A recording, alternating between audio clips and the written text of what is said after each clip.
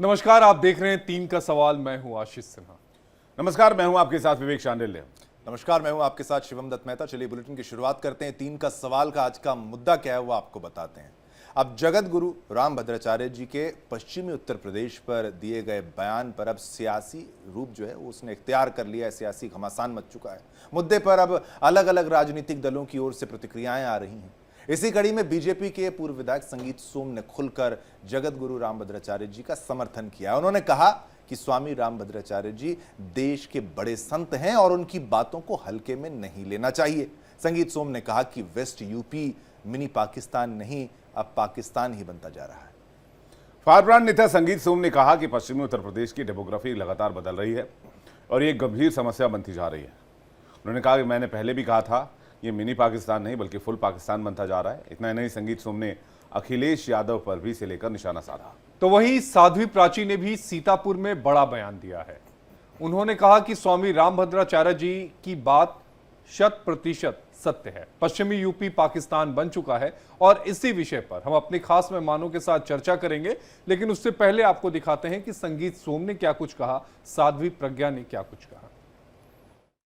देखिए, रामभद्राचार्य जी इस देश के बड़े संत हैं और उन्होंने अगर किसी बात को कहा है तो उसे गंभीरता से लेना चाहिए। और मैं पहले से कहता आया हूँ, आप लोगों ने पहले भी मुझसे अगर बात करी है, तो मिनी पाकिस्तान नहीं, ये तो फुल पाकिस्तान बनता जा रहा है। अखिलेश यादव जी के तो 2012 में जब वो बने थे, वो उनके अंदर बाबर अकबर की आत्मा प्रवेश कर चुकी है। स्वामी जी ने कहा है, ये सच्चाई है कि इस तरीके से कोई महिला बच्चा बनाने की मशीन नहीं है। देखिए, तुलसी पीठाधीश्वर पूज्य रामभद्राचार्य जी को मैं नमन करती हूँ। बहुत विद्वान है, गिने चुने लोग देश के अंदर विद्वान है, उनमें से एक है।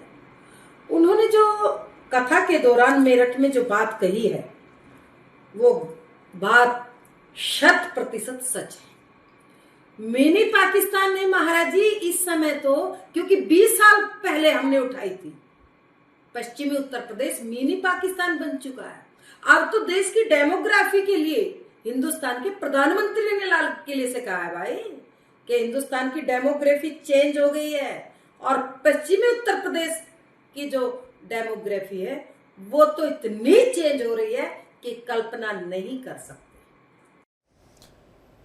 चलिए, आपने प्रतिक्रियाएं सुनी। अब आपको बता देते हैं कौन से वो सवाल हैं जिनके जवाब ढूंढना जरूरी है। पहला सवाल, क्या यूपी में बदल रही है डेमोग्राफी? सवाल नंबर 2, पश्चिमी यूपी को मिनी पाकिस्तान क्यों कहा जा रहा है? और तीसरा सवाल, रामभद्राचार्य जी महाराज के बयान का आखिर आधार क्या है? चलिए, इसी पर और चर्चा करेंगे। हमारे साथ मेहमान भी जुड़ेंगे कुछ ही पलों में। आपके टेलीविजन स्क्रीन पर इस वक्त हमारे साथ संजीव कौशिक जी हैं, वरिष्ठ पत्रकार, वो हमारे साथ हैं और उनसे हम पूछेंगे भूपेंद्र यादव और तमाम मेहमान। विवेक, भूपेंद्र यादव प्रवक्ता बीजेपी थोड़ी देर में हमारे साथ होंगे, यश भारती हमारे साथ होंगे प्रवक्ता समाजवादी पार्टी, और संजीव कौशिक जी जैसे कि आप देख पा रहे हैं हमारे साथ जुड़ गए, वरिष्ठ पत्रकार। आप मेहमानों का बहुत स्वागत है। पहला सवाल कि रामभद्राचार्य के बयान का आधार और जिस तरफ इशारा किया जा रहा है वो समस्या क्या है? कौशिक जी। नहीं, देखिएगा ना, अभी संभल पे रिपोर्ट आई है और संभल पे जो रिपोर्ट आई है उसमें देखा गया है कि डेमोग्राफी चेंज हो गई है। और अधिकतर मैं मानूं कि जितने भी मैं अखबारों में, वहाँ मेरी नियुक्ति पश्चिमी उत्तर प्रदेश में रही है और जो दंगे मैंने खुली आंखों से देखे हैं, उसके बाद के जो चीज़ें सामने आई हैं, तो निश्चित तौर से देखने को मिला है अधिकतर दंगों में हिंदुओं का पलायन हुआ है। तो हिंदुओं का पलायन क्यों हुआ, कैसे हुआ, कौन राजनीतिक दल उनके साथ खड़े हुए थे, किन राजनीतिक दलों ने सरकार आने के बाद उन पर मुकदमे वापस किए, ये सब हम सब के सामने है, कोई नई बात नहीं है। और जो गुरुजी कह रहे हैं, मैं भी बिल्कुल सहमत हूँ उनकी बातों से कि पश्चिमी उत्तर प्रदेश के तमाम जिलों का सर्वे करा लिया जाए। जब देश आज़ाद हुआ तब, या देश की पहली जनगणना हुई तब, और 2025 में जब देश की जनगणना होगी या 2026 में जब जनगणना होगी, तो देखेंगे निश्चित तौर से आपको परिवर्तन मिलेगा, उनका परिवर्तन मिलेगा। डॉक्टर संजीव कौशिक जी, क्या आपको लगता है कि साजिश के तहत किया जा रहा है? जो आरोप लगाए जा रहे हैं कि साजिश के तहत ऐसा हो रहा है, क्योंकि हम ये भी देख रहे हैं कि हमारे मुल्क में 8 ऐसे राज्य हैं और एक ऐसी यूनियन टेरिटरी है जहां पर हिंदू अल्पसंख्यक हो गया है।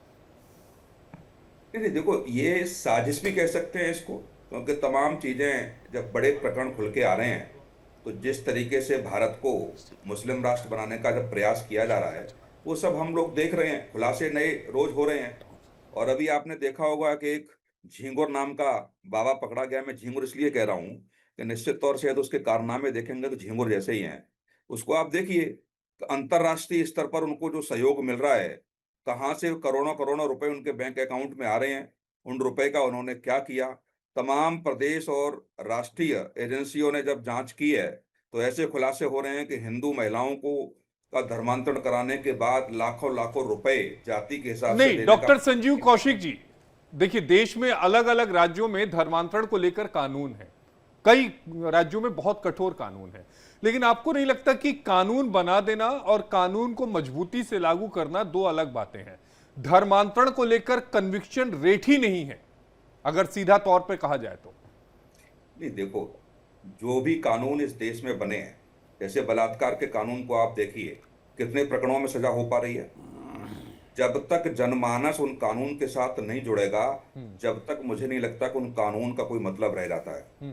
और नए जब खुलासे होते हैं, उनके तार इतने अच्छे लोगों से होते हैं, इतने ताकतवर लोगों से होते हैं कि गवाही देना बहुत मुश्किल होती है। और तमाम प्रकरण में हमने देखा है कि ऐसे केस खोलने की कवायद जिन जिन पुलिस अधिकारियों ने भी की है, तो रातों रात उनके तबादले कर दिए गए हैं, तबादले हो भी जाते हैं। तो ऐसी स्थिति में ये खुलासे बहुत मुश्किल होते हैं, और जब खुलासे होते हैं तो देखेंगे कि कोई भी खुलासा आप इस तरीके का देख लिए कि तार जरूर देश के बाहर जुड़े हुए मिले होंगे हम लोगों को, एजेंसियों को भी जुड़े हुए मिले होंगे, और देखा होगा कि उनके पीछे कौन ताकतवर हैं जो निश्चित तौर से हिंदुओं को टारगेट करते हैं। नहीं, लेकिन संजीव कौशिक जी, अब सवाल तो ये भी उठता है ना कि फिर सरकार इन जो टारगेट किया जा रहा है हिंदुओं को, उनको रोक पाने में सफल क्यों नहीं हो पा रही है? झांगुर ऐसा तो है नहीं कि उसने कल ही अपनी बिल्डिंग बना ली थी, लंबे समय से वो काम कर रहा था।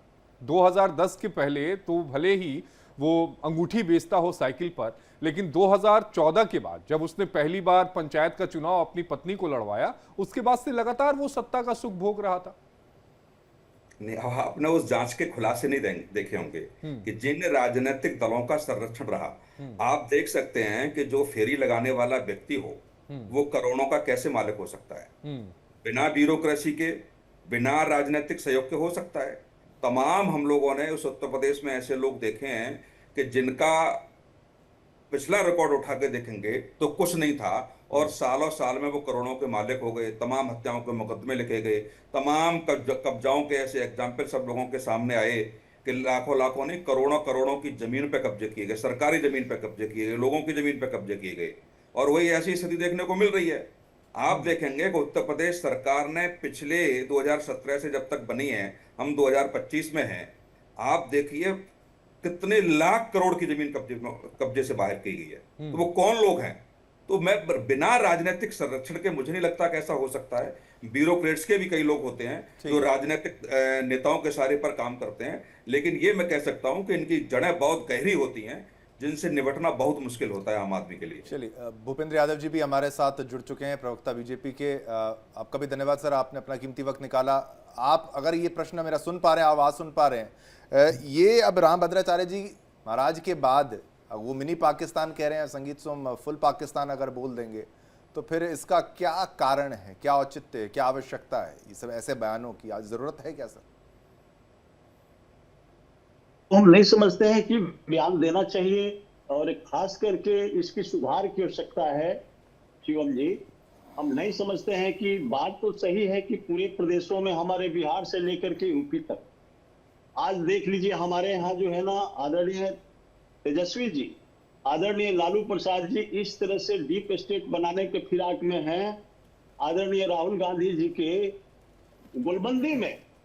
तो ये सारी चीजें हरकत आपके यहाँ जिस तरह से हमारे आदरणीय श्रीदेव मुलायम सिंह जी का लड़के आदरणीय अखिलेश जी हैं, तो ऐसे ऐसे तत्व जो है ना हमारे देश के अंदर में है, नो डाउट, लेकिन इसकी सुधार करने की जरूरत है। हमारा एनडीए की गवर्नमेंट जो है ना, हमारी जो भी सरकार है, जहां जहां है, हम लोग ऐसे लोगों को तरजीह देने नहीं जा रहे हैं। अब रही झांगुर बाबा जैसे लोगों का, तो देखिए सुधार करना हम लोग का ड्यूटी बनता है। अब बहुत से ये लोग जो है ना बिहार के अंदर में आप देख लीजिए, खास करके हमारे आदरणीय लालू प्रसाद जी का ये हालत है कि हमारी राजमाता राबड़ी देवी कहलाती है, पूरा जदुवंश उनको मानते हैं, और वो ताजिया पूजने की काम करती है। जब वो जिस दिन ताजिया पूजती है, उसी दिन मोतिहारी में 2 जादुओं को एक वहां का वार्ड कमिश्नर मुस्लिम नेता ने उसका सर कलम कर देता है उसके दरवाजे पर ही। तो ऐसे ऐसे अत्याचार हो रहे हैं और ये लोग ही मिल करके पूरे देश में ऐसे लोगों को डीप स्टेट बनाने का प्रयास में तो जरूर है। शिवम जी मैं आपको बता दूं, खास करके गुरुआ में ये आपको घटना है 7 मई 2025 का, जहां पर एक गांव है गुडुरु, और उस गुडुरु में जो है ना वहां मुस्लिम और यादवों का एक बस्ती हुआ करता है, और वहां पर जदू वंश का एक बारात जाती है, और वहां पर जो है ना देवी पूजन के लिए जो दूल्हा होते हैं हम लोगों का वो जाते हैं, और उसी पीरियड में वहां के मुसलमान के बच्चे, ये आपको मैं बता दूं, सलाउद्दीन मियाँ, शमशेर मियाँ, अबू आलम, ये लोग सारे लोग मिल करके उस डीजे को रोक करके और वहां का जो शादी विवाह में गए हुए लोगों को जान से मार देते हैं एक व्यक्ति को। और ये लोग कौन है? यानी ये मिनी लोग पाकिस्तान मुलायम की सिंह जी परिभाषा है, यही है कि मिनी पाकिस्तान की ओर जब आप कहते हैं कि संकेत देते हैं जी, कि इसको मिनी पाकिस्तान ये कहा जाता है। संकेत दिख रहा है, आप सुन लीजिए। मैं आपको बता दूं कि हमारे आदरणीय लालू प्रसाद जी मुंह में दही जमा लेते हैं जदू वंश का हत्या होता है तो ये जो है ना ऐसे ऐसे कारनामे कर रहे हैं बिहार का, खास करके जदू वंश तो इनसे कट गया है, सचेत हो रहा है। और वहां मुलायम सिंह जी के जो श्रीदेव हमारे आदरणीय मुलायम सिंह जी थे वो उतना ऐसे काम नहीं करते थे जो अखिलेश जी चलिए करते ये हैं। राय ले लेते हैं यश अखिलेश जी भारती। की पत्नी को हाँ। एक मिनट, अखिलेश जी को पत्नी को इस तरह से बात कहा गया एक मौलाना द्वारा, और वो वोट के खातिर में है। लेकिन हम जदू वंश से आते हैं और जदू वंश को मान सम्मान से ही जीने वाला एक कम्युनिटी होता है, ये मानसम कौम का होता है। लेकिन वोट के खातिर हमारे आदरणीय अखिलेश जी जो है ना उस मौलाना को एक वर्ड तक नहीं बोलते हैं, ना किसी प्रकार का कमेंट देते हैं। तो ऐसे ऐसे लोग जब हमारे देश में जदू वंश में रहेंगे तो जदू वंश क्या पूरा हिंदुत्व खतरा में है रे भाई। ये तो छोड़ दीजिए, पूरे प्रदेशों में यूपी से लेकर के बिहार तक की ठीक है, यश भारती कुछ कहना चाह रहे हैं। यश भारती जी, ठीक है, यश भारती जी जवाब देना चाह रहे हैं। देखिए, आप तीनों त्रिदेव को मेरा प्रणाम। त्रिदेव, उम्मीद करता हूं मेरी बात बेहतर तरीके से प्रभु आपको भी प्रणाम, आपको भी प्रणाम प्रभु। आरएसएस की नजर में और उनके दूसरे सरसंचालक की नजर में तीन अंक जो है वो अशुभ होता है, और मेरे लिए तो तिरंगा है तो अशुभ बिल्कुल नहीं हो सकता। तो नहीं हो सकते। क्या बोल रहे हैं साहब, कुछ क्या ठीक है यश भारती जी, मतलब क्या कहना चाह रहे हैं? मतलब 3 अशुभ शुभ कुछ ज्योतिषाचार्य से मिलके आए हैं कि अंक गणित कुछ? अरे सपा पे बात करने वाले मिनी पाकिस्तान पे संगीत सोम ने कह दिया मुगलों की आत्मा वो तमाम चीज, उस पर जवाब आपका, और भूपेंद्र यादव जी के जो उन्होंने जो कहा है उसको लेकर। ये 3 है तो हम यहाँ पर 6 हैं टीवी पे, लेकिन ठीक है 3 गुना 2 6, ये 3 6 ये न्यूमरोलॉजी का नहीं है ना सर ये शो। प्लीज यश भारती, एक कार्यक्रम का संचालन तो आप 3 के हाथ में है ना, वो 3 अंक जो। अरे ठीक है यश भारती जी, ज्यादा जानकारी के लिए जिन लोगों ने त्रिशूल फिल्म नहीं देखा होगा वो अमिताभ बच्चन साहब की त्रिशूल देख लेंगे, मुझे समझ में आ जाएगा कि 3 का मतलब अभी क्या होता आप है। 3 भी बोल रहे थे, आप तंज भी कस रहे थे, फिर आपको तिरंगा भी याद आ गया। आप करना क्या चाहते हैं? तारीफ करना चाहते हैं, मजाक उड़ाना चाहते हैं? ये सोच लीजिए, कंफर्म कर लीजिए। नहीं, आरएसएस के विचार बोल रहा था वो मेरी बात पूरी करते। देखिए, आप उम्मीद करता हूँ तो जो भारतीय जनता पार्टी के लोग जो आरएसएस से संबंधित साधु संत ये कह रहे हैं, जो पॉलिटिकल बाबा बन गए, जो बात कह रहे हैं, उन पॉलिटिकल बाबाओं से, भारतीय जनता पार्टी के लोगों से, आरएसएस के लोगों से मुझे ये समझना है कि आज भी पाकिस्तान बन गया देश के अंदर, या उस समय भी पाकिस्तान था जब नरेंद्र मोदी जी क्या खाना नहीं बन रहा था और उसी पड़ोसी मुसलमानों के यहाँ खाना आ रहा था, नहीं तो बेचारे भूखे रह जाते, जो ये नरेंद्र मोदी ने खुद ने बताया है। तो मेरी पाकिस्तान पहले था, अब बन गया है, ये आगे बनने वाला है, पूरा पाकिस्तान का बनेगा। ये जो theory Bharatiya Janata party RSS और भाजपा के द्वारा रचती जाती है, सरकार में है, सत्ता में है, भाई दिक्कत क्या है? और ये डेमोग्राफिक चेंज की आप बात करते हैं, भाई भारतीय जनता पार्टी के मात्र सत्ता जो है आरएसएस वो रहती है कुमारों की सत्ता, शादी कर ही नहीं है, चरक बन के घूमेंगे। तो डेमोग्राफिक चेंज ये करते हैं, अपराध ये कर रहे हैं, आरोप लगाएंगे दूसरे को। मैं तो बायोलॉजिकल बात करता हूँ, साइंटिफिक बात करता हूँ। अच्छा, कोई महिला 9 महीने से पहले किसी बच्चे को जन्म दे सकती है क्या? कुछ चलिए ठीक है, बात छोड़ दीजिए, यही है।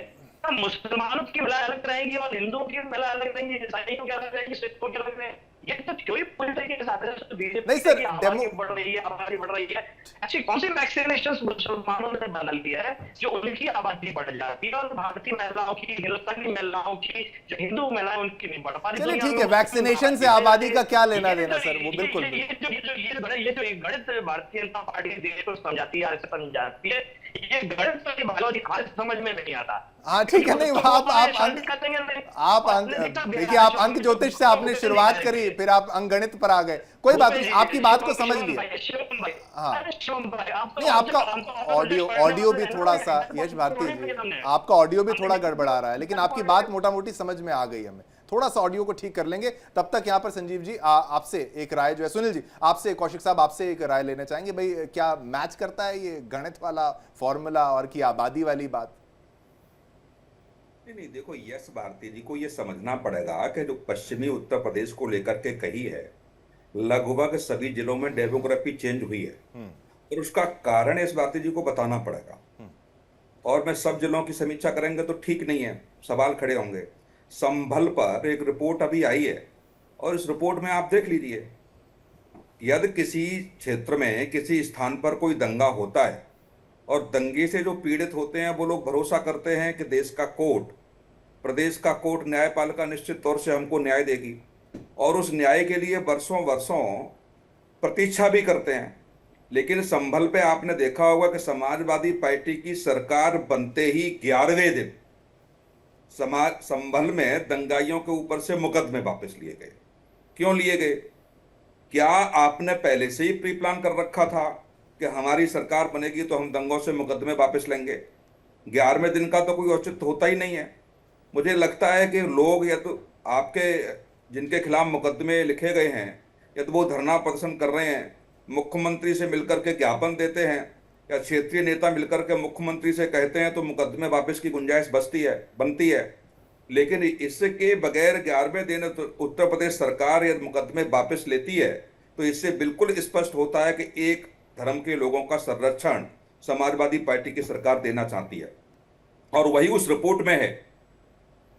बाद क्या क्या हुआ, छेड़खानी बंद नहीं हुई, महिलाओं को खींचने की प्रवृत्ति, महिलाओं के साथ जो कृत्य वहां किया जाता था वो बिल्कुल स्पष्ट उस रिपोर्ट में नजर है। तो जिस घर में या जिस धर्म में या जिस लोगों की बहुएं, बेटियां, बहनें सुरक्षित नहीं होंगी तो वो क्या करेगा? वो यही करेगा कि मैं अपना ये सब छोड़ करके दूसरी जगह में रहने लगूं। वो वही अधिकतर आपको देखने को मिलेगा कि पश्चिमी उत्तर प्रदेश में जो चेंज हुआ है। और मैंने तो देखा है, तमाम अधिकारियों से उस समय मेरी बात होती थी, मुसलमानों के खिलाफ मुकदमे लिखना, मुसलमानों के, मैं तो खुल्लम खुल्ला कह रहा हूं, ये बात मुसलमान शब्द यूज कर रहा हूं, मैं धर्म भी यूज नहीं इसलिए नहीं कर रहा कि मैं उसका साक्षी हूं, कि मुसलमानों के खिलाफ मुकदमे दर्ज करना, मुसलमानों के खिलाफ जांच करना, जब तक उच्च स्तर से निर्देश नहीं हो जाते थे तब तक निचले स्तर के अधिकारियों की हिम्मत नहीं पड़ती थी कि उनके खिलाफ मुकदमे लिख लिए जाएं। तो ये तो 8 साल पुरानी जब प्रदेश में बना दी गई हो सुनील जी, ये तो 8 साल पुरानी बात हो गई ना, इसमें नया क्या है? क्या करें? मैं कह रहा हूं ये तो 8 साल पुरानी बात बता रहे हैं आप। तो 8 साल पुरानी बात हो और उससे पहले की बातें हो तो 2 साल में, 4 साल में तो डेमोग्राफी चेंज नहीं होगी, 10 साल में होगी। डेमो ज्यादा वर्ष लग रही है। अब आप देखिए, मैं तो अच्छा, समाजवादी पार्टी की बात नहीं कर रहा हूं। क्या एनआरसी, प्रदेश में कांग्रेस की सरकार थी, क्या एनआरसी लाया गया उत्तर प्रदेश में? क्या मेजर्स लिए गए हैं? 4 मेजर्स आप गिना दीजिए।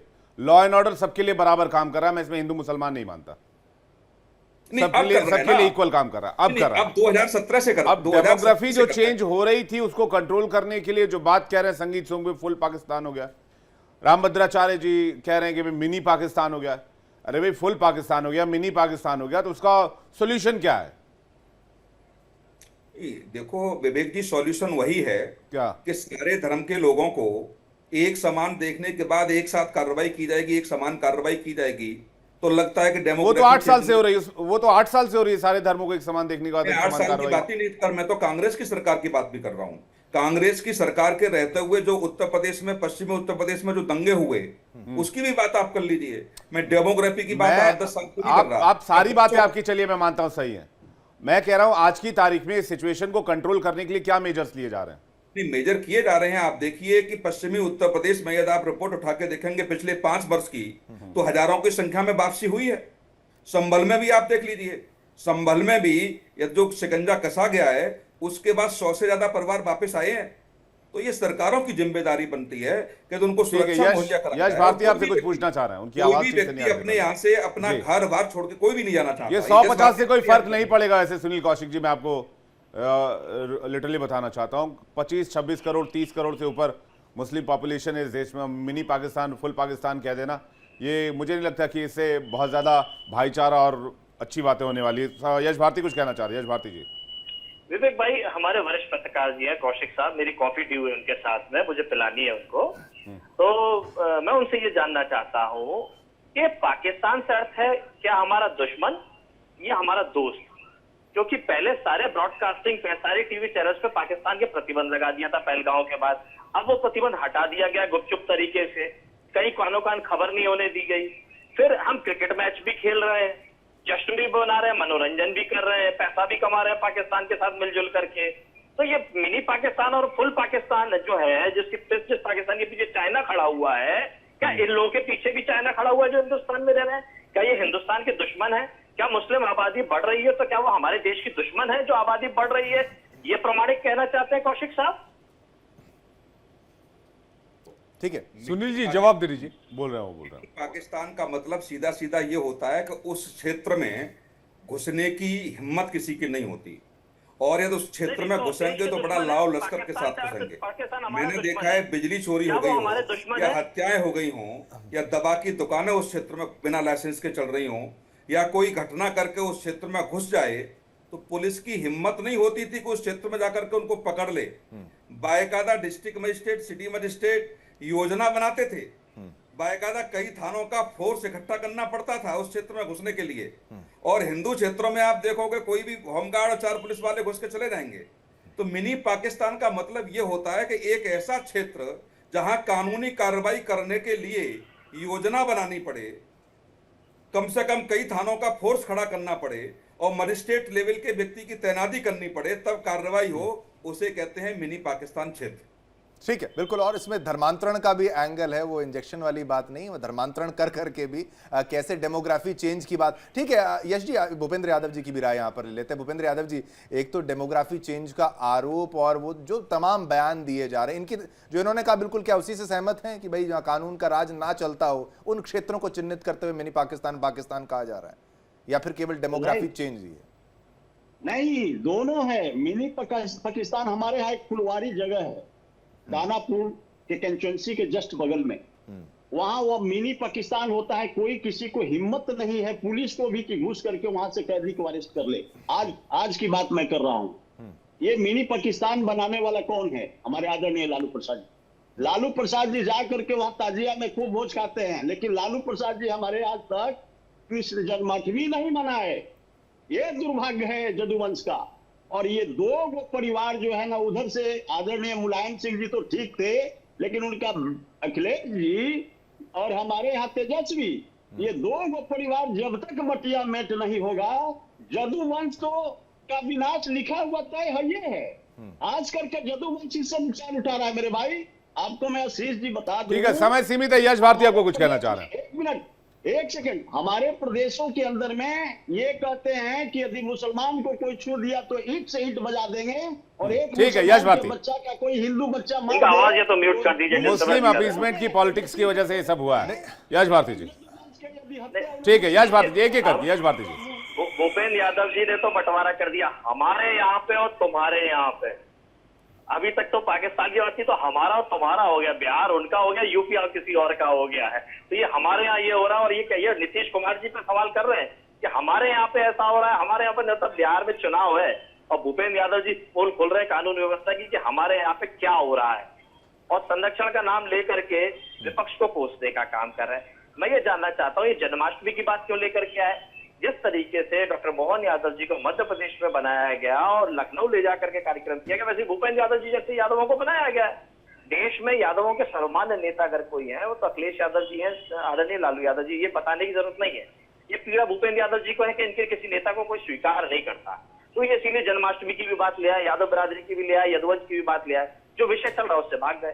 कानून व्यवस्था आपके हाथ में है, उत्तर प्रदेश में सरकार ये कह रहे हैं केंद्र कि में आपकी सरकार, यश जी, डबल इंजन की सरकार की दुआई आप एक देते हो। छोटा सा 10 सेकंड बस, ये कह रहे हैं कि भाई मुस्लिम त्योहारों में बढ़ चढ़कर हिस्सा लेना, जन्माष्टमी में नहीं लेना। वो कह रहे हैं, वो अपनी पीड़ा बता रहे हैं, उनको जवाब एक दे दीजिए, फिर इसका अंत करते हैं।